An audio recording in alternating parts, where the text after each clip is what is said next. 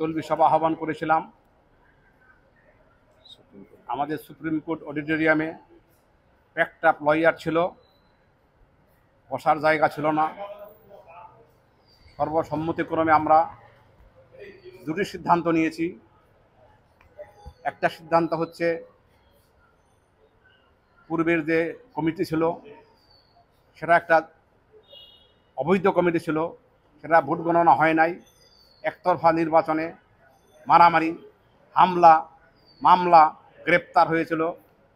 সেই কমিটিটাকে আজকে আমরা বাতিল করে দিয়েছি অ্যাজ পার কনস্টিটিউশন 17 এবং তদস্থলে আমরা পরবর্তী সময়ের জন্য আগামী নির্বাচন পর্যন্ত একটা ইন্টারিম কমিটি আমরা ঘোষণা করেছি।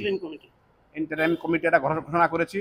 সেই কমিটি এখন কাজ করবে বারের বাকি সময়টুকুর জন্য। কমিটির সভাপতি হলেন। আর আমাদের ভিত্তি হলো যে কোনো তলবি সভা বা কোনো এজিএম যেটাই বলেন না কেন, অ্যাবাভ দ্য গঠনতন্ত্র, অ্যাবাভ দ্য কনস্টিটিউশন, তাদের সিদ্ধান্তই সর্বোচ্চ সিদ্ধান্ত। সেইটার উপর ভিত্তি করে আমরা এই ইন্টারিম কমিটিটা গঠন করেছি। সুপ্রিম কোর্ট বার অ্যাসোসিয়েশনের অ্যাজ পার কনস্টিটিউশন সেকশন 17(3)তে এই তলবি সভাটা করা হয়েছিল। আচ্ছা, এখন আর প্রশ্ন থাকলে বলতে পারেন। না, কমিটির প্রেসিডেন্ট সেক্রেটারি বলে দেন। এই কমিটির সভাপতি অন্তর্বর্তীকালীন কমিটি, এটা আমরা সভাপতি সম্পাদককে বলে দিই। সভাপতি এম মাহমুদ্দিন খোকন,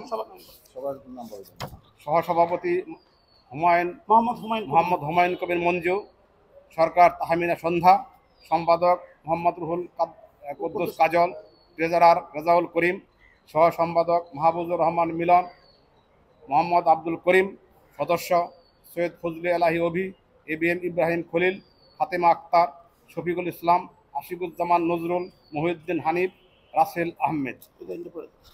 এই কমিটি অবিলম্বে দায়িত্ব গ্রহণ করবে এবং সমিতির 24-25 কার্যনির্বাহী কমিটি হিসাবে সকল কার্যক্রম পরিচালনা করবে। আপনাদের যদি কোনো কোশ্চেন থাকে দয়া করে জিজ্ঞেস করতে পারেন। আমাদের স্যার আজকের এই যে তলবি সভার সভাপতিত্ব করেছেন, আমরা দুজন ছিলাম হচ্ছে যে এই নির্বাচন কমিটির আমরা এসি মেম্বার ছিলাম। এখানে দুটি দলের আসলে supreme court bar constitution as per constitution কোনো দলের কোনো অস্তিত্বই নাই। সেটা হচ্ছে সাধারণ সদস্যরা যদি মনে করেন 73-তে জেনারেল মিটিং ডেকে যে কোনো সিদ্ধান্ত নেওয়ার অধিকার রাখে। এইটি হচ্ছে সুপ্রিম।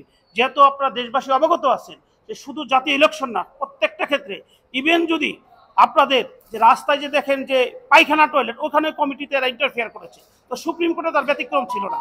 সেই কমিটির কারণে এখানে দেবর ভাবি যেটা বলা যায়, ব্যারিস্টার ফজলুল তাপস আর তার ভাই মাস্তানদের দিয়ে এই ভোট ডাকাতি করে সমস্ত ম্যানিপুলেট করেছিল, যেটা সুপ্রিম কোর্ট বারের সদস্যরা মেনে নেয়। আজকে এই ফ্যাসিস্ট সরকারের পতনের পর সুপ্রিম কোর্ট বারের সমস্ত সাধারণ সদস্যদের উপস্থিতি অডিটোরিয়ামে সবচেয়ে বেশি গ্যাদারিংয়ের মাধ্যমে স্যার সভাপতিত্ব করেন ব্যারিস্টার এই রফিকুল ইসলাম মেহেদী স্যারের সভাপতিত্বে সকলের আনএনামাসলি সমর্থনে এই আহ্বায়ক কমিটি গঠন করা হয়েছে 2024 এবং 25-এর জন্য।